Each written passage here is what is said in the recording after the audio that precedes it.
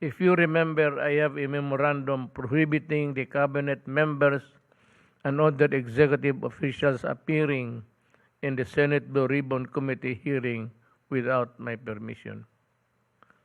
At last, the members of the Senate Blue Ribbon Committee have finally seen the light. We welcome this move of bringing the legality of the memorandum to the Supreme Court. And we would like to congratulate the members for realizing, albeit late, even late, that it is the court which should eventually decide on the constitutionality of the order, and we will defend it. But we are not saying that we are the best mind here. It's a question of law, an issue of law, and it could either go either way. You win, you lose. But ang maganda is ang Supreme Court, dalhin mo doon kasi doon talaga magtapos itong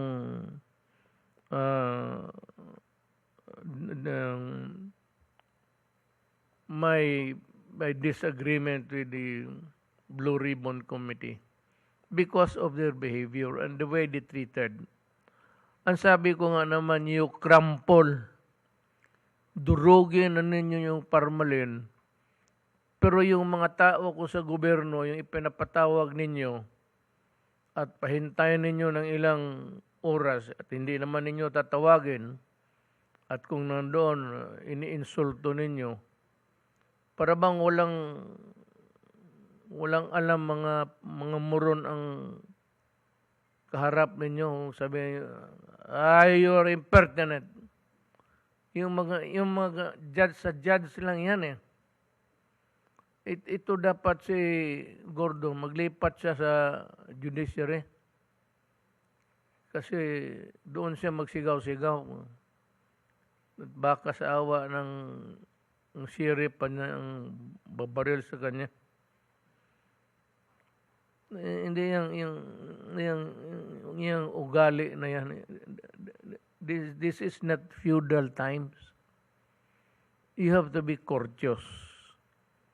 If you want to be treated with courtesy, you have to practice it. Now, sino maligayahan niyan kung ganun ang ginagawa mo? Kung ako sakali na kung ako ang natawag, hindi mo ako masigawan ng ganun. Magsigawan tayo.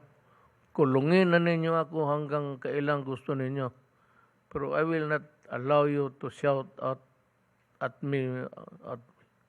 Hindi ako papayag ng ganun. Magmurahan tayo dyan sa loob. Magpunta ako sa Supreme Court. Sabihin ko sa Supreme Court, minumura ako itong mga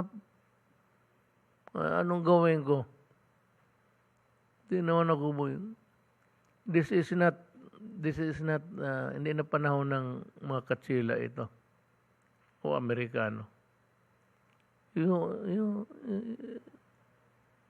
can ask the question without raising your voice or adding an insult to your remark. Mahirap. Buti ito. This is by far the most decent thing the committee has done, and we are most eager to answer whatever questions you have regarding my not allowing officials of the executive to attend your hearings that are legislative purposes.